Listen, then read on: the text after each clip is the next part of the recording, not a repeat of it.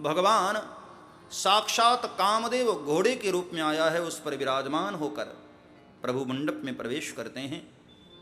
और वहां जनक महाराज ने बड़ी ही श्रद्धा से सीता मैया का कन्यादान किया है प्रभु के हाथों में। बाबा तुलसी वर्णन किए हैं मानस में। देखो, विवाह के समय वर विष्णु रूप होता है और कन्या लक्ष्मी रूपा होती है। इसलिए आपने देखा भी होगा, विवाह के समय गरीब से गरीब व्यक्ति भी बड़ा सुंदर कपड़े पहनता है, श्रृंगार किया होता है, गले में माला होती है, सिर पर मोर होता है, देखा जाए तो भगवान नारायण की तरह वेश होता है।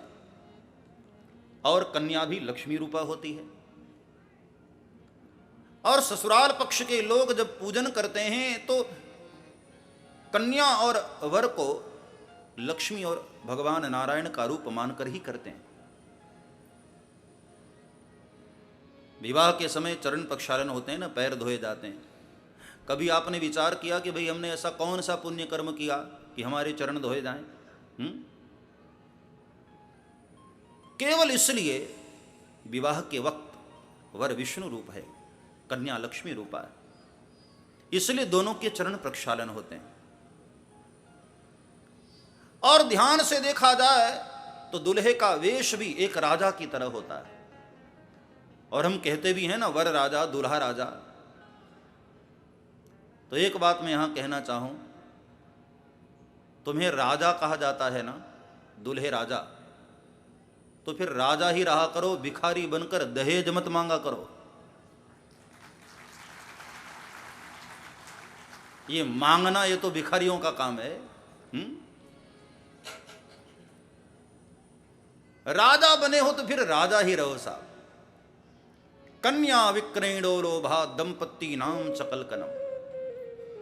श्रीमद् भागवत में कहा गया, कलयुग में लोग शादी को भी सौदा बना देंगे, और आज वही हो रहा है। शादी जैसे पवित्र कृत्य को भी हम लोगों ने सौदा बना दिया। आज वर बेचे जा रहे हैं। जो लड़का जितना पढ़ा लिखा है उतनी उसकी निवांड है, उतनी उसकी दहेज है। लड़का डॉक्टर है तो इतनी कीमत, इंजीनियर है तो उसकी उस हिसाब से कीमत, लॉयर है तो उसके हिसाब से कीमत। और मुझे दुख इस बात का लगता है, उस युवक को भी शर्म नहीं आती। जैसे पशुओं की मंडी में पशुओं की बोली लगती है, बाप बोली लगा हो रहा होता है तेरा, और तुम सिर झुका करके सुन रहे होते हो। किस बात के युवान हो?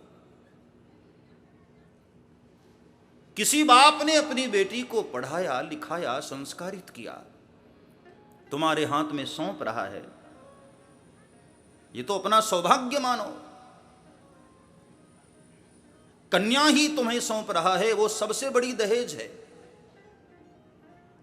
ऊपर से और मांग करना।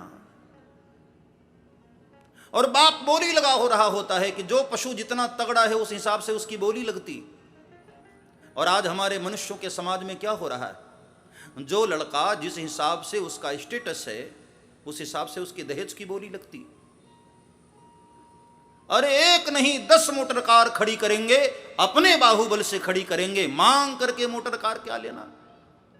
युवाओं को अपने बाहुबल पर भरोसा होना चाहिए। समाज के वरिष्ठ लोग भी यहां बैठे हैं, आप विचार तो करें। शादी जैसे पवित्र कृत्य को सौदे में नहीं बदलना चाहिए। दुल्हा राजा बने हो तो फिर राजा ही रहना। मैं हर जगह युवाओं को कहता हूं, जो हमारे छोटे भाई जिनकी भी शादी नहीं हुई है, मैं ऐसे युवाओं को कहता हूं कि जब तुम्हारी शादी में तुम्हारा बाप दहेज मांगने लग जाए, तब खड़े होकर विरोध करना कि न हम दहेज मांगेंगे न अपने बाप को मांगने देंगे। तब तुम्हारी राम कथा सुनी हुई सफल हो जाती है।